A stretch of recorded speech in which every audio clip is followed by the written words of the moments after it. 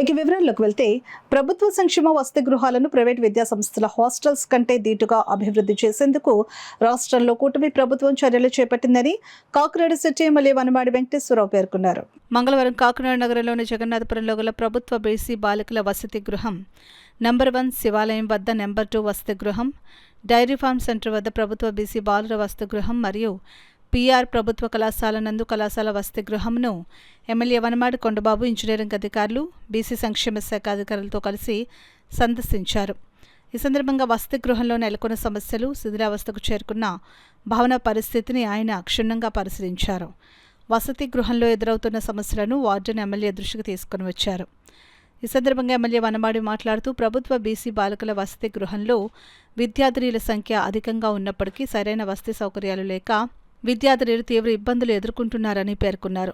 దాదాపు 60 ఏళ్ల క్రితం నిర్మించిన భవనంలోనే విద్యార్థినులు ఉంటున్నారని, ప్రస్తుతం అది శిథిలావస్థకు చేరుకుందని, ఈ పరిస్థితులను దృష్టిలో పెట్టుకుని వసతి గృహానికి నూతన భవనం నిర్మించేందుకు చర్యలు చేపట్టడం జరుగుతుందని, బాలికల వసతి గృహం నెంబర్ 2 సంబంధించి నూతన గృహంలో విద్యార్థినులకు అన్ని మౌలిక సదుపాయాలు అందించడం జరుగుతుందని, అదేవిధంగా డైరీ ఫారం సెంటర్ నందు ప్రభుత్వ బాలుర వసతి గృహం నందు కూడా విద్యార్థుల సంఖ్య అధికంగా ఉన్నదని, వీటిని యందు కూడా అన్ని మౌలిక సదుపాయాలు అందించేందుకు ఏర్పాటు చేయడం జరుగుతుందని, అదేవిధంగా పిఆర్ ప్రభుత్వ కళాశాల నందు కళాశాల వసతి గృహం నందు దాతల సహాయంతో అన్ని మౌలిక సదుపాయాలు కల్పించి ప్రైవేట్ విద్యా సంస్థల హాస్టళ్లకు దీటుగా అన్ని సౌకర్యాలతో ప్రభుత్వ వసతి గృహాలను మెరుగుపరిచేందుకు కూటమి ప్రభుత్వం నిర్ణయం తీసుకుందని తెలిపారు.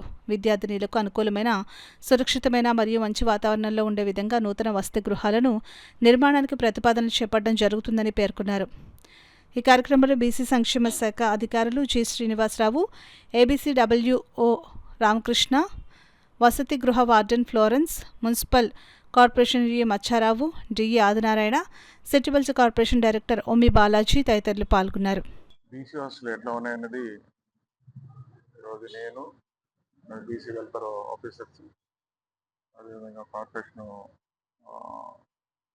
ఎస్సీ గారు, అదేవిధంగా డిఈ గారు మొత్తం అంతా రావడం జరిగింది.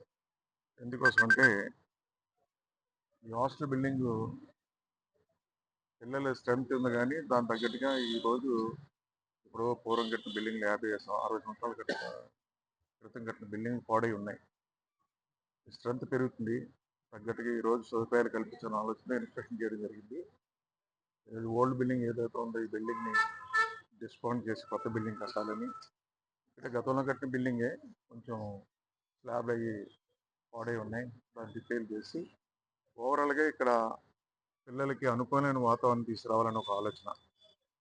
వాళ్ళకి మంచి డైనింగ్ ఇవ్వాలని, అదేవిధంగా ఒక మీటింగ్ పెట్టుకోవడానికి ఒక హాల్ లాగా ఒక అట్మాస్ఫియర్ తీసుకురావాలని, ఒక మంచి వాతావరణం తీసుకురావాలని. ఇది ప్రైవేట్ స్కూల్లో ప్రైవేట్ హాస్టల్ పిల్లలు ఎలా ఉంటున్నారో అదేవిధంగా ప్రభుత్వ పాఠశాలలో ఉన్నటువంటి బీసీ హాస్టల్ కానీ, ఎస్సీ హాస్టల్ కానీ అన్నీ కూడా ఒక మంచి మోడల్గా తయారు చేయాలని ఆలోచించి ఈరోజు ప్రభుత్వం నిర్ణయం తీసుకుంది, కుటుంబ ప్రభుత్వం. అందులో భాగంగా ఈరోజు మన కాకినాడలో ఉన్నటువంటి బీసీ హాస్టల్ని సందర్శించడం జరిగింది. దీన్ని ఏదైతే రిక్వైర్మెంట్స్ ఉన్నాయని కూడా మేడం గారు అన్ని అడిగి తెలుసుకోవడం జరిగింది. భవిష్యత్తులో కొత్త బిల్డింగ్ కట్టి ఒక మంచి వాతావరణం తీసుకొచ్చేలా ప్రయత్నం చేస్తానని మీ ద్వారా తెలియజేస్తాను.